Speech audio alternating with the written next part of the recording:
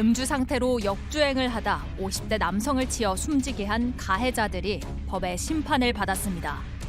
이 사건은 동승자에게 윤창호법을 적용해 기소한 최초의 사례로 주목받았습니다. 사회적 공분을 산 을왕리 음주운전 사고에 대한 법원의 판결을 들여다봅니다. 자, 오늘 을왕리 음주운전 사망 사고에 대한 1심 선고가 있었습니다. 세간의 큰 주목을 받았던 사건인데, 자, 오늘 그 법정 분위기가 좀 어땠습니까? 네, 일단 현재까지 그 동승자가 아무런 말도 하지 않고 저 법정을 들어갔다 빠져나갔습니다. 처음 법정에 들어갈 때 오후 2시 재판이었는데요. 1시쯤부터 취재진들이 열심히 자리 잡고 있었는데 좀 모습을 파악하기 어려웠습니다. 아마 좀 몰래 들어가지 않았나, 미리 들어가지 않았나 싶고요. 동승자가 사실 그 방조했는지 혹은 좀 지시해서 음주운전을 시켰는지 이 혐의가 관심사였는데 집행유예를 받고 빠져나왔습니다. 빠져나올 때도 취재진에게 어떠한 말도 하지 않고 자리를 떠났습니다. 지금 저게 오늘 그림은 아니잖아요. 네, 저 모습은 당시 그 결심 공판 때 최후 구형을 받은 직후에 이제 왜 지금 합의를 원했는지 좀 변호인의 말이 무엇인지 물어보는 당시 그런 내용이 담긴 포착된 장면입니다. 그러니까요. 자, 앞서 이 결심 공판에서 검찰이 중형을 구형했습니다. 자, 조금 전에 1심 선고가 내려졌는데 먼저 그러면 차례차례 좀 정리를 해보죠. 직접 차를 몰았던 운전자, 여성이죠.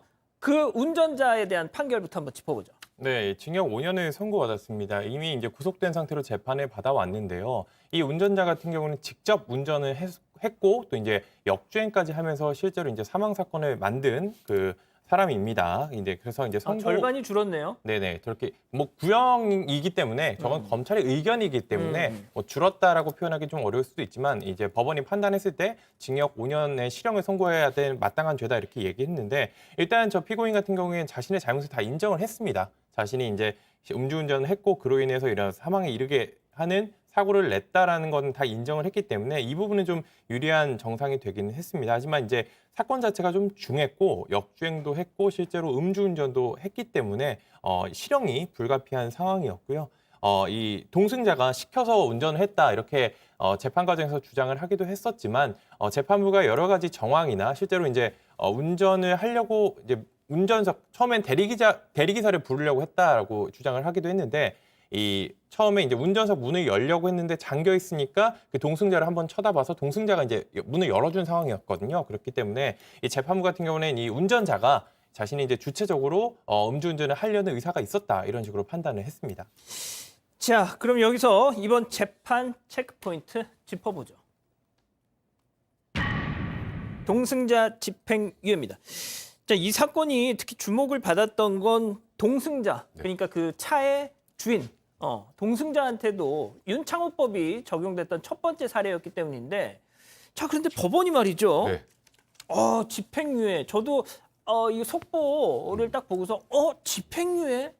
약간 갸우뚱해지더라고요. 사실 아까 말씀하셨던 것처럼 윤창호법이 적용된 최초의 사례 동승자에게 윤창호법이라는 게 뭐냐면 술의 만취 상태로 운전을 해서 사람을 사망하게 하면 위험운전치사상이라고 해서 형량을 높였죠. 이제 그거를 우리가 이제 윤창호법이라고 하는데 이 부분에 대해서 공동정범으로 기소를 했다는 뜻이에요. 근데 사실 이건 기소할 당시에 과연 이 부분이 유죄가 나올 수 있을까에 대해서는 법조인들이 어찌 보면 좀 유죄가 나오기 좀 어렵겠는데라는 생각을 좀 많이 했어요. 이게 뭐냐면 보통 우리가 누군가가 음주운전하는데 거기에 동승을 하면 적극적으로 좀 부추기거나 하면 음주운전 방조죄를 적용한다까지는 다 아실 거예요. 그런데 그 뒤에 운전해서 이 운전자가 누군가를 치워서 사망하게 했는데 그 부분에 대해서까지 전부 이 사람에게 옆에 타 있는 사람이 책임을 묻는 게 과연 법적으로 가능한가?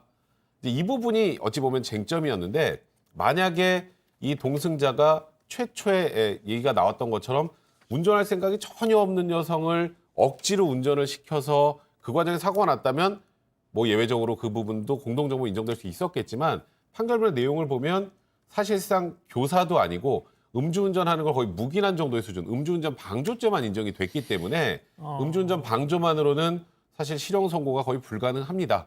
음주운전 방조만으로 판결이 선고가 된 것이라면 징역 6개월에 집행유예 2년도 그렇게 낮은 형이 아니거든요. 이제 그러다 보니까 아마 많은 시청자분들이 좀 이해가 안 되실 수도 있습니다만 이 사망에 대해서, 그러니까 피해자가 사망한 데에 대해서는 운전한 여성만 책임을 지는 것이지 예. 옆에 동승자까지 책임을 지는 건 아니다라는 게 재판부의 판단입니다. 근데 이제 뭐 변호사님이 말씀하셨지만 우리 가족의 여러분들도 지금 이게 뭐냐 약간 이런 반응을 보여주고 계시는데 그랬던 것이 이 사건 발생 당시에 네. 이 차주의 행태 약간 이 여론의 이 막 그 부글부글함을 좀 자극하는 그런 행태들이 좀 있었던 거잖아요. 좀. 그러니까 사실 그 부분이 어찌 보면 양형에 반영이 돼서 통상의 음주운전 방조보다 중하게 처벌됐다고 생각해요. 저는 개인적으로 생각할 때.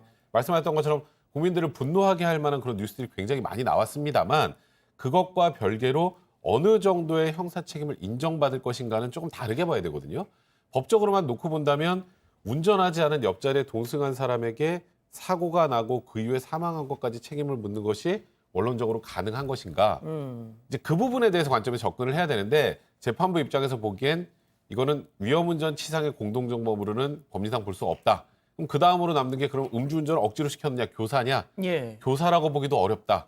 허허. 그러니까 음주운전하는 걸 옆에서 쉽게 말해서 도와줬다.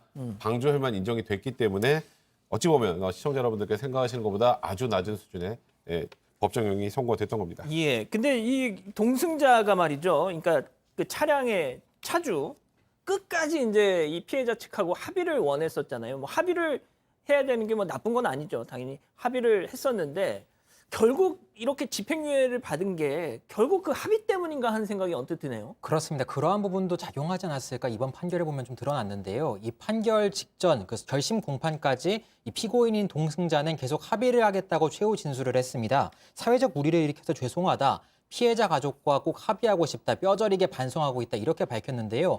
또 여기 동승자의 변호인도 당시에 이제 최후 진술에 덧붙여서 최후 변론을 하면서 좀 기름을 부었습니다. 합의가 없다는 것이 유족에게 최선일지 의문이다. 이런 식으로 당시 발언을 했는데 유족 측은 진정한 사과가 아니라고 했었기 때문에 참 논란이 됐었죠. 근데 이번 재판에서 재판부가 합의에 대해서 언급했습니다. 피고인이 합의를 했기 때문에 좀 형사위로금 명목으로 형사위로금도 지급이 됐고 이러한 부분들 때문에 또 유족들이 처벌을 원치 않은 점 등도 감안을 해서 피고인에게는 어떤 집행유예를 선고할 수 있다. 이러한 취지로 합의에 대해서도 일부 좀 그러한 양형 이유로 반영됐다는 사실을 밝혔습니다. 그러니까 합의를 했군요. 그렇습니다. 자, 변호사님 그러면 뭐 어떻습니까? 이게 좀 전반적으로 오늘 법원 판결 좀 정리를 해주시면. 일단 이제 음주운전을 통해서 누군가가 사망을 하게 되면 많은 아마 시청자분들도 그건 사실상 살인이다 이렇게 생각을 하시는 것 같아요. 그러다 보니까 소위 윤창호법이라고 해서 이제 만취 상태에서 운전하다 사고를 내면 술을 본인이 마신 거니까 그거는 사실상 고의를 가지고 하는 것 아니냐 하면서 법을 형량을 높여야 된다고 얘기가 나오고 그래서 이제 사실상 살인죄 거의 유사하게 법정형을 바꿔놨어요. 3년 이상 유기징역 혹은 무기까지 선고가 가능한데 실제 선고되는 형량은 좀 달라요.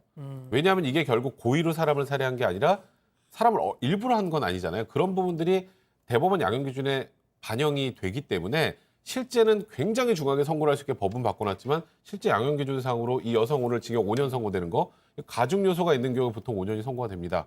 그러니까 이게 과연 국민들의 눈높이에 맞는지와 별개로 법적으로 이 과실범에 대해서 어떻게 형량을 조정할 것인지에 대해서 한 번 더 좀 진지한 고민이 필요한 상황이 아닌가 싶습니다.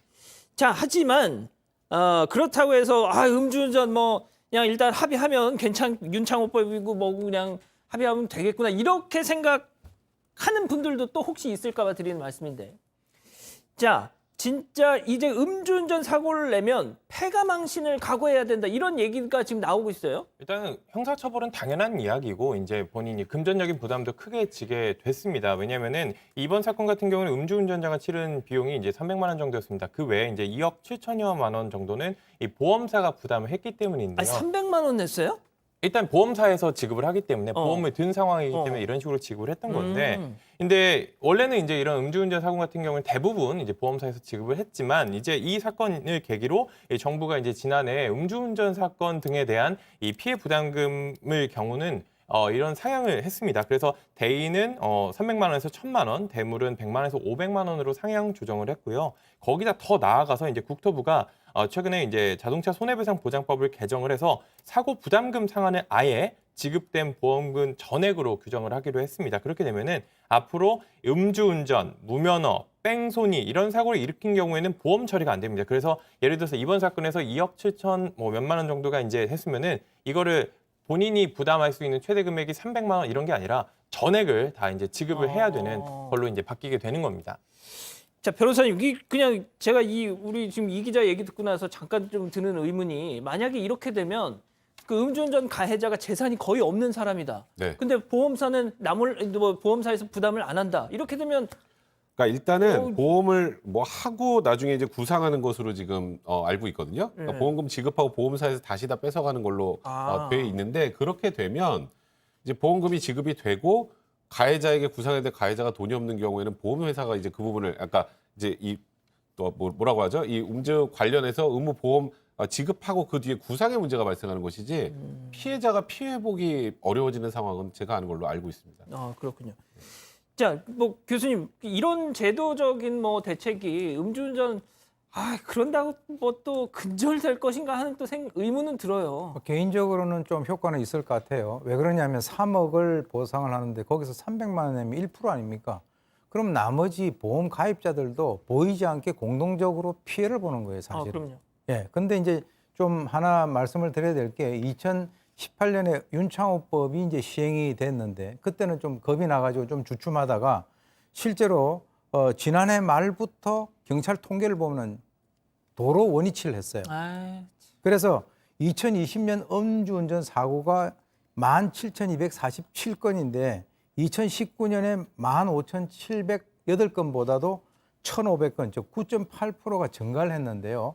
그럼 증가할 수 있지 않느냐라고 생각이 들 수 있지만 코로나19 사태와 연관해가지고 이 차량 통행량은 크게 감소가 됐는데 음주운전이 크게 증가됐다라고 하는 여기에 굉장히 심각성이 있다는 거죠. 그래서 앞으로는 이런 식으로 경제적인 타격을 줘야만 음주운전을 안 하지 않겠냐라는 생각에 동의합니다.